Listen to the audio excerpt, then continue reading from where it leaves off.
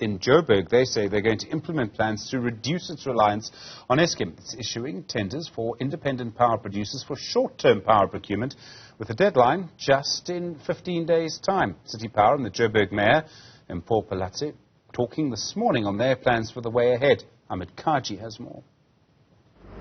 The city of Johannesburg has outlined its plans to ensure that the effects of load shedding will be reduced and to mitigate load shedding across the city as the country moves towards stage 5 and stage 6 load shedding as well. At the weekend we had seen the power utility hold a briefing saying that they will be having at least between stage 2 and stage 3 for at least the next 18 to 24 months, and then heading into the early parts of this week, perhaps even this morning, we had seen the city and the rest of the country going into stage 5 load shedding as well. And this is actually what was at the forefront of the conversations coming through from Mayor Mpho Phalatse this morning, as well as City Power. In terms of what they are going to be doing to mitigate the load shedding in and around the city of Johannesburg, they say they would like to increase the independence of the city on Eskom. The main way they're planning to do this is by using alternative sources of energy. Coming through from Mpho Phalatse and City Power, they say specifically there will be the recommissioning of some gas turbines. This will then be adding more megawatts coming into the grid. And then further on, she also adds that there will be a controlling of the amount of energy going into households as well. This will subsequently then turn off the energy going into households, appliances such as geysers as well as swimming pools. This is just to reduce the amount of energy going out of the grid as well, and to just save that energy as well.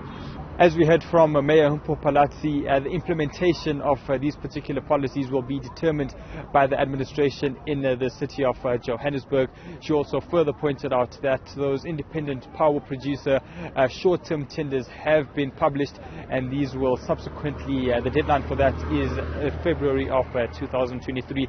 So it seems that there is about 6 weeks left or so for those particular tenders to be submitted as well. And then just one of the final implementations, policies which will be implemented that they would like to start working on, is an infrastructure fund done in part in collaboration with the infrastructure department as well. Michael Son leading that particular department as well. They say that they are trying to raise 400 million rand to increase infrastructure development funds to ensure that there is a safety at mini substations, at cables, and then to also repair and replace damaged and stolen cables and other infrastructure as well.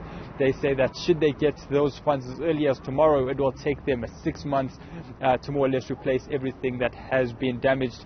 But unfortunately for the council, they do not have those funds available. They are engaging with private corporations as well to ensure that that infrastructure fund can get done.